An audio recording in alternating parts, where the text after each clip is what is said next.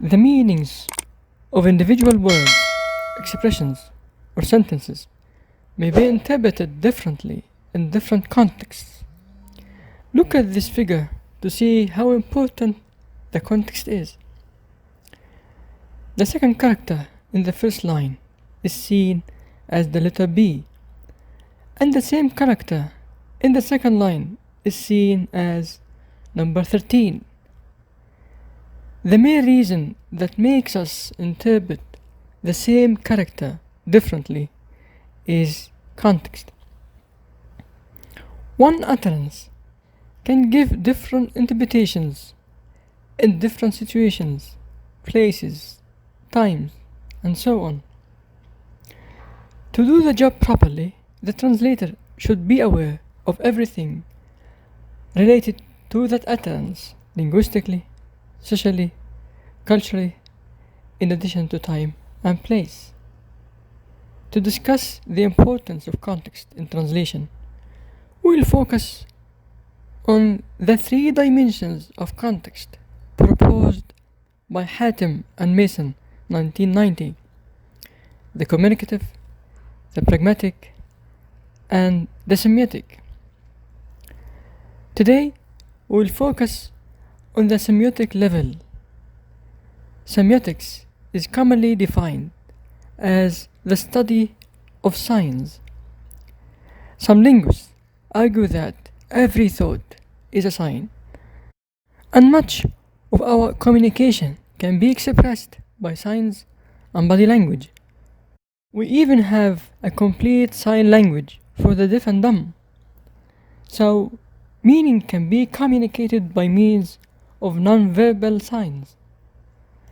For example, the word stop can be expressed by a non-verbal sign, like the sign of the traffic red light. Sometimes signs are understood differently across cultures. Today, we'll discuss a number of non-verbal elements or signs and their implications across cultures. 1. Interface direction. 2. Colors. 3. Images. 4. Gestures. We can start with this commercial for marketing a detergent. The sequence of the pictures in the Middle East may cause counter-advertising because right to left readers will start from the right picture. Arabs may start by looking at the clean shirt, then the detergent, and finally they look at the dirty shirt. In other words, the clean shirt will become dirty after using the detergent.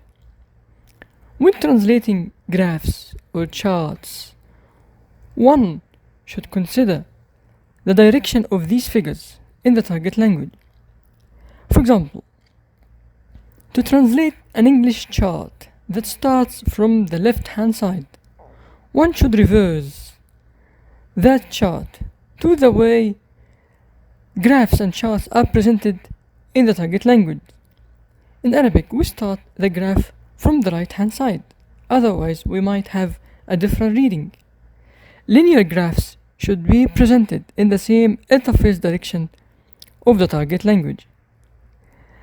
Circular graphs, on the other hand, can be presented similarly if we start from the top.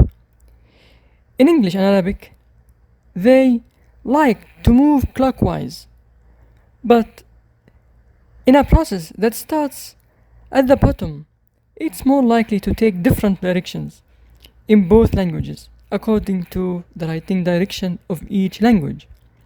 That's when we start the process from the bottom, Arabs tend to proceed rightward. Colors. Colors have symbolic values across cultures. The color black in the Arab world and the West is used for sad occasions and mourning, while in Asia, white is a symbol of death.